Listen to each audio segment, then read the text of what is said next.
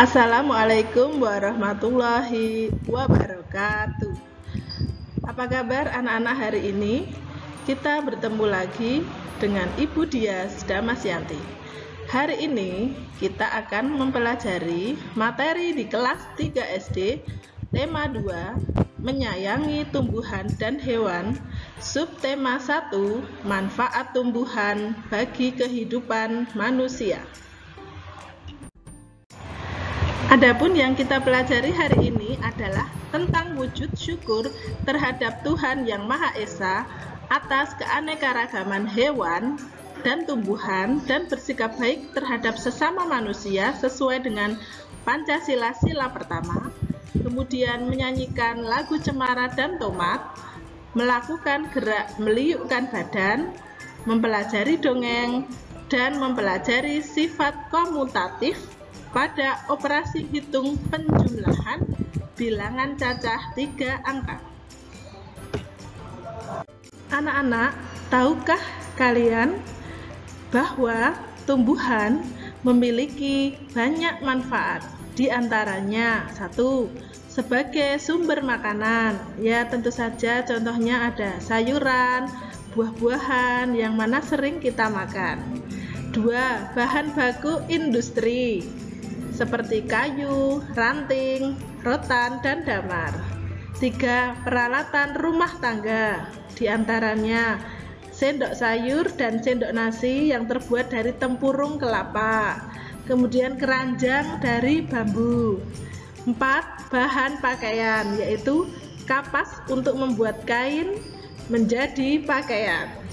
5, pewarna alami, yaitu kunyit yang membuat warna menjadi kuning dan daun suji yang membuat warna makanan menjadi hijau. Dan 6, untuk kesehatan seperti minuman jahe, kunyit, lengkuas, daun serai, dan daun salam. Oleh karena itu, kita harus bersyukur kepada Tuhan Yang Maha Esa karena telah menciptakan tumbuhan untuk memenuhi kebutuhan hidup manusia. Tuhan Yang Maha Esa memberikan anugerah kepada umat manusia begitu banyak. Untuk itu kita wajib mensyukurinya. Bersyukur adalah cara kita berterima kasih kepada Tuhan atas segala karunia-Nya. Kita dapat bernapas, bergerak, makan, dan semua ciptaannya merupakan pemberian yang tidak terhingga dari Tuhan.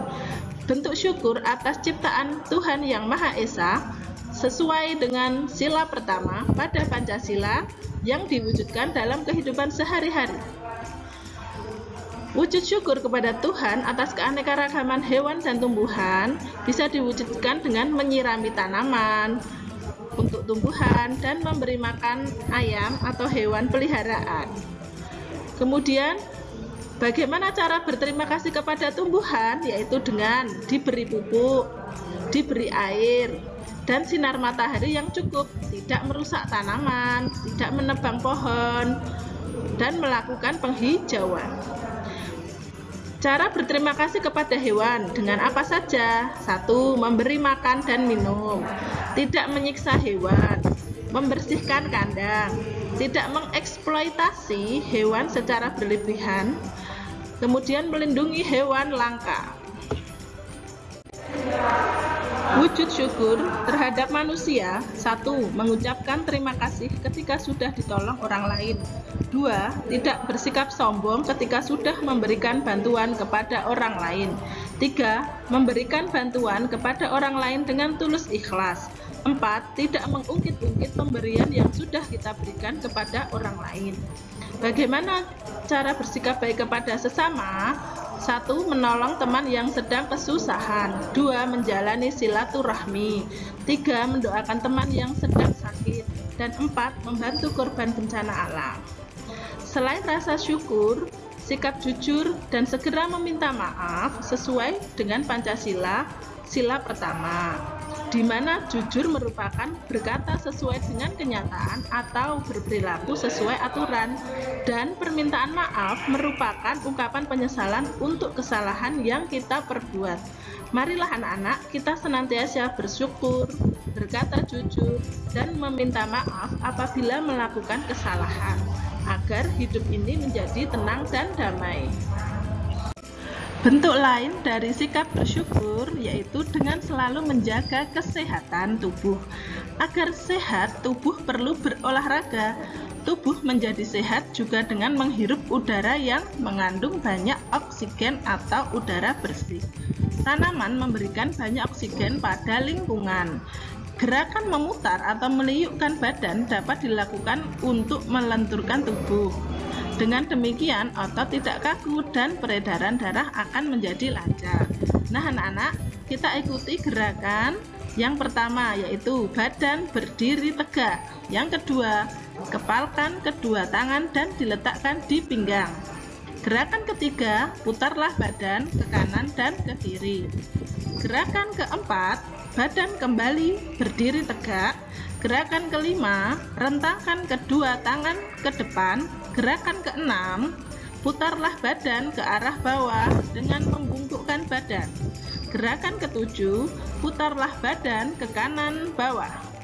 Gerakan kedelapan, putarlah badan ke kiri bawah. Dan gerakan terakhir, liukkan badan ke atas dengan melentingkan badan. Nah, semoga kita senantiasa diberi kesehatan oleh Tuhan Yang Maha Esa. Untuk gerakan selanjutnya, anak-anak bisa berlatih, yaitu gerakan pertama, badan berdiri tegak. Kemudian gerakan dua, rentangkan tangan ke samping. Gerakan ketiga, putarlah tangan ke depan 3 kali dan ke belakang 3 kali. Gerakan keempat, badan berdiri tegak lagi, kemudian rentangkan kedua tangan ke atas, kemudian liukkan badan ke samping kanan, ke samping kiri. Kemudian yang ketujuh, liukkan badan ke kanan atas dan liukkan badan ke kiri atas. Kemudian liukkan badan ke atas dengan melentingkan badan. Nah, setelah kita mensyukuri nikmat Tuhan Yang Maha Esa dan berolahraga, Budias akan bercerita tentang kisah semut dan burung merpati. Anak-anak pasti suka. Pagi itu, hujan baru saja berhenti. Di hutan kecil, tempat tinggal para hewan itu tampak basah oleh sisa-sisa air hujan. Semut menikmati pemandangan itu dengan riang gembira. Tiba-tiba, ia mendengar suara aliran air sungai yang menarik hatinya. Lantas, ia pun berjalan ke arah sungai itu, hendak melihat-lihat. Semut tidak tahu bahwa sungai setelah hujan cukup berbahaya, sebab arus airnya deras. Dam di du di dam, semut bersenandung riang. Sesampainya di sungai, ia takjub dengan keindahan pemandangan yang ada di depannya. Ia pun mendekat ke tepi sungai, hendak mencoba merasakan kesegaran air sungai yang tampak bening itu. Sayang, ia kurang berhati-hati. Ia terpeleset dan kecebur ke dalam sungai. Arus sungai yang deras menyeret tubuhnya yang kecil. "Tolong, tolong!" teriak semut. Namun, tidak ada hewan yang mendengarnya. Suara semut terlalu pelan, sedangkan suara air sungai terlalu keras. Di sebuah pohon tidak jauh dari situ, seekor burung merpati sedang bertengger dengan santai. Ia menikmati udara hutan yang begitu sejuk dan menyegarkan. Tiba-tiba matanya tertuju pada sesosok semut yang tampak sedang berusaha menyelamatkan diri di tengah arus sungai yang deras. "Kasihan sekali semut itu," batin merpati. "Aku harus menyelamatkannya." Beberapa hari setelah kejadian itu, merpati sedang bertengger di batang pohon favoritnya. Di tempat itu, ia bisa melihat pemandangan yang indah sambil menikmati udara yang sejuk. Saat itu, Merpati tidak tahu bahwa ada seorang pemburu yang sedang mengincarnya. Pemburu itu mengarahkan senjatanya ke Merpati. Ia bergerak dengan perlahan supaya tidak menimbulkan suara yang bisa membuat Merpati kaget. Dan benar saja, Merpati masih belum sadar dengan keberadaan si pemburu. Ia sedang berada dalam bahaya. Pemburu bersiap untuk menarik pelatuk senjatanya. Namun, tiba-tiba ia berteriak keras, lalu menjatuhkan senjatanya itu. Oh lala! Rupanya seekor semut menggigit tangannya. Ya, semut itu adalah semut yang dulu pernah ditolong oleh Merpati. Mendengarkan teriakan si pemburu, Merpati langsung terbang. Ia sadar bahwa ia baru saja lolos dari mara bahaya. Dari kejauhan, ia melihat semut yang melompat dari tangan si pemburu. Sadarlah ia bahwa semut itu telah menyelamatkan hidupnya.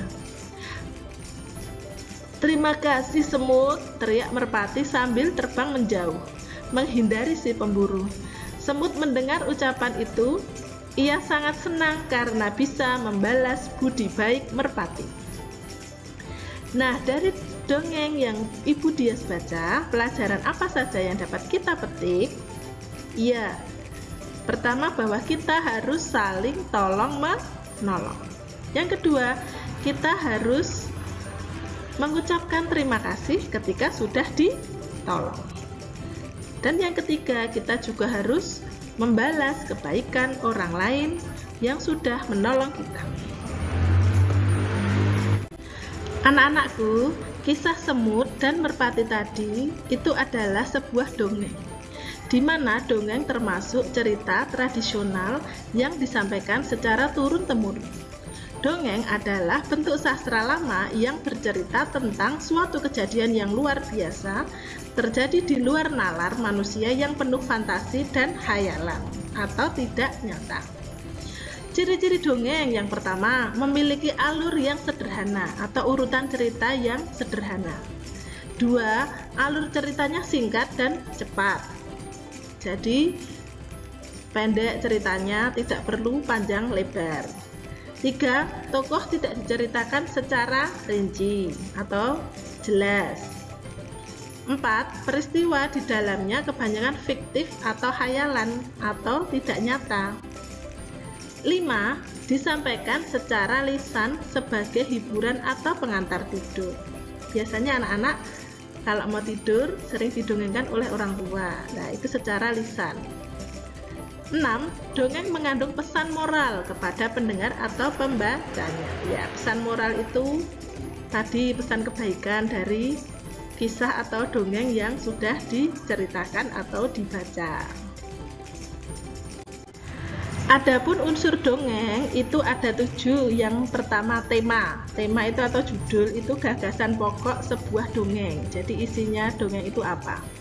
2. Latar. Latar itu terdiri dari ruang. Ruang bisa tempat. Waktu bisa pagi hari, siang hari atau sore hari. Kemudian suasana. Suasananya sedang sedih, gembira atau senang. Kemudian alat pada cerita, yaitu kelengkapan pada cerita. Misalkan tadi kisah semut, nah di mana? Itu di pohon, ranting pohon. Terus ada alat senjata tadi ketika pemburu sedang membawa senjata. 3. Alur. Alur jalan cerita dalam karya sastra, urutan ceritanya. 4. Tokoh. Tokoh itu pelaku dalam cerita. Nah, tokoh dalam kisah semut tadi adalah siapa? Semut dan Merpati. 5. Penokohan, watak atau karakter, yaitu sifat, sikap, kondisi fisik. Jadi sifat tokohnya, semut sifatnya apa, Merpati sifatnya bagaimana, wataknya seperti apa, suka menolong, nah seperti itu. 6. Sudut pandang. Sudut pandang itu posisi pengarang memandang peristiwa dalam cerita. 7. Amanat. Nah, amanat ini pesan moral yang ingin disampaikan oleh penulis kepada pembaca. Adapun teknik membaca dongeng itu ada 5. 1. Lafal. 2. Intonasi suara. 3. Ekspresi. 4 tanda baca, 5 suara lantang dan harus dapat didengar oleh orang lain. Untuk tanda baca, jika saat membaca bertemu tanda koma, maka pembaca berhenti membaca sebentar, lalu dilanjutkan kembali. Jika saat membaca bertemu tanda titik, maka pembaca berhenti membaca, kemudian pembaca mulai membaca kalimat berikutnya. Adapun jenis-jenis dongeng itu ada 1 mite, 2 cerita jenaka, 3 sage, 4 fabel, 5 legenda. Mite adalah dongeng yang bercerita mengenai makhluk halus, setan, jin, atau hal-hal gaib lainnya seperti cerita Nyai Roro Kidul. 2 cerita jenaka. Cerita jenaka adalah cerita yang berisi kejadian-kejadian lucu yang menghibur, contoh cerita Abu Nawas, cerita anak SD mau ke surga. 3 sage. Sage adalah cerita tentang kisah sejarah yang sudah ditambah imajinasi yang menghibur, contoh kisah Calon Arang, Sangkuriang, Gunung Tangkuban Perahu, Malin Kundang, dan Roro Jonggrang. 4 fabel. Fabel adalah cerita yang mengangkat binatang sebagai tokoh dan menceritakan kehidupan mereka. Contoh kisah burung merpati dan semut merah yang tadi Ibu Dias ceritakan. Kisah buaya yang serakah. Legenda adalah cerita yang lahir di tengah masyarakat yang berhubungan dengan peristiwa, kejadian, atau asal-usul suatu tempat atau keadaan alam yang terjadi. Contoh, legenda Banyuwangi, legenda Rawa Pening. Anak-anak, sekarang kita belajar bernyanyi lagu Cemara dan Tomat.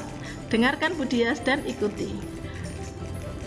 Cemara pohon ramping, daunnya halus langsing, bergerak-gerak kian kemari seperti tangan penari.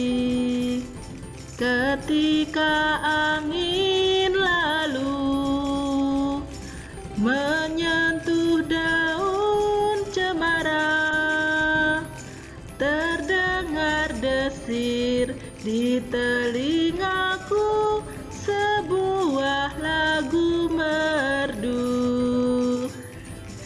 Berikutnya lagu Tomat. Ada yang muda, ada pula yang tua. Yang muda hijau, yang tua merah. Tomat, tomat, tomat, itulah namanya, buah tomat berguna. Tomat, tomat, tomat, itulah namanya, buah tomat berguna. Nah anak-anak, kita sudah bernyanyi, nanti dihafalkan ya. Berikutnya kita belajar istilah dalam musik dan pengertiannya. 1. Irama atau ritme adalah pengulangan bunyi-bunyian menurut pola tertentu dalam sebuah lagu. 2. Irama juga dapat disebut sebagai gerakan berturut-turut secara teratur. 3. Nada merupakan bunyi yang memiliki getaran teratur dalam tiap detik dengan sifat tinggi, panjang, keras, lembut, dan warna yang berbeda. 4. Panjang pendek nada dapat dihitung berdasarkan jumlah ketukan. 5. Batas-batas garis vertikal pada not balok menunjukkan satu ruas birama dan ini disebut sebagai garis birama. Ada 3 sifat yang dimiliki operasi hitung bilangan cacah: sifat komutatif, sifat asosiatif, dan sifat distributif. Hari ini kita belajar sifat komutatif atau pertukaran, di mana terdapat 2 bilangan atau lebih apabila dioperasikan hasilnya tetap sama meskipun dibalik-balik. Perhatikan di sini ada seorang anak perempuan sedang memungut sampah berupa daun kering. Daun kering ini akan dihitung oleh anak perempuan tersebut. Daun kering yang pertama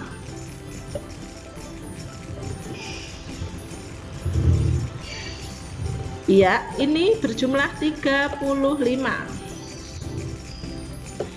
Kemudian daun kering yang kedua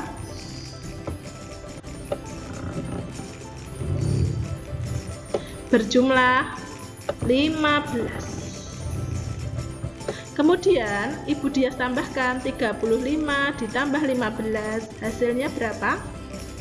Ya, 50.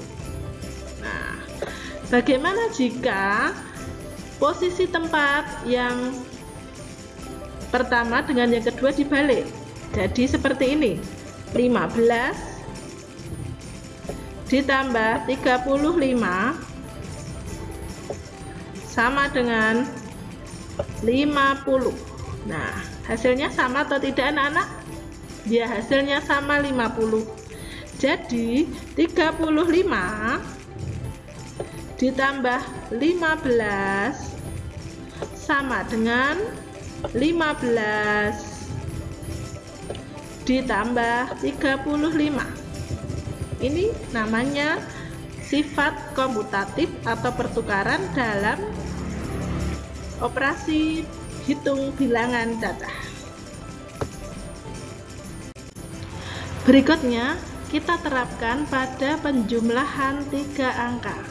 Di sini ada angka 120 ditambah dengan 930. Jawabannya berapa? Ya, jawabannya adalah 1050.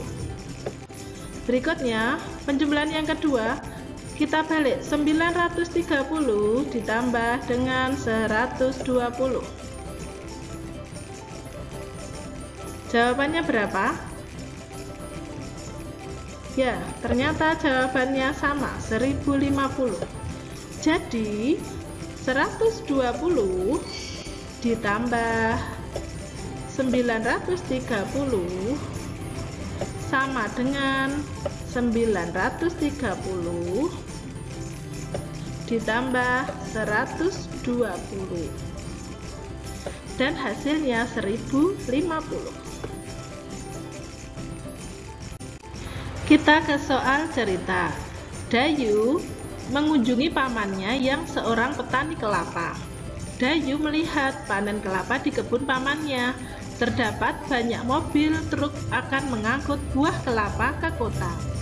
Seorang pekerja menghitung buah kelapa di truk pertama sebanyak 425 butir kelapa. Di truk kedua ada 590 butir kelapa. Setelah kita hitung 425 ditambah 590, hasilnya adalah 1015. Bagaimana jika posisi gambar di truk diubah seperti ini? Ya, 590 ditambah 425. Apakah hasilnya sama? Ya, hasilnya sama, 1015. Nah, ternyata jumlah buah kelapa tetap sama meskipun posisinya kita ubah. Nah, demikian kita sudah belajar tentang sifat komutatif operasi hitung bilangan cacah. Bu Dias harap anak-anak sudah mengerti. Anak-anak, dalam membaca dialog sebuah cerita pada dongeng itu kita memperhatikan ada 5. 1. Lafal, 2. Intonasi, 3. Jeda, 4. Volume suara, 5. Mimik dan gerak anggota tubuh. Lafal adalah cara pengucapan bunyi bahasa. Harus jelas. Intonasi adalah tekanan-tekanan yang diberikan pada kata dalam dialog. Apakah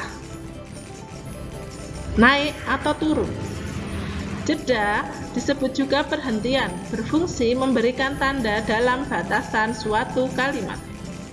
Volume suara harus dapat diterima pendengar sehingga bisa didengarkan dengan jelas. 5. Mimik merupakan ekspresi wajah ketika sedang berbicara. Dalam dongeng ada 3 struktur. Yang pertama, pendahuluan. 2. Isi, kejadian atau peristiwa. 3. Penutup. Pendahuluan merupakan kalimat pengantar untuk memulai dongeng. Isi, kejadian atau peristiwa merupakan bagian penting dari dongeng yang menceritakan mengenai urutan kejadian dari suatu peristiwa. Dan penutup adalah bagian akhir cerita yang dibuat untuk mengakhiri cerita.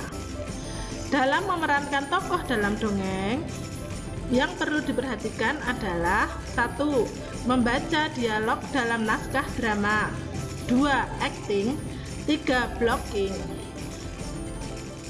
Acting adalah gerakan-gerakan yang dilakukan pemain sebagai wujud penghayatan atas peran yang dilakukan. Blocking atau penguasaan panggung adalah perpindahan dari tempat yang satu ke tempat yang lain agar penampilan tidak monoton dan membosankan. Demikian anak-anak, kita sudah belajar tentang tema 2, menyayangi tumbuhan dan hewan. Subtema 1, manfaat tumbuhan bagi kehidupan manusia. Semoga bermanfaat, tetap semangat dan rajin belajar, dan tunggu video berikutnya dari Bu Dias. Assalamualaikum warahmatullahi wabarakatuh.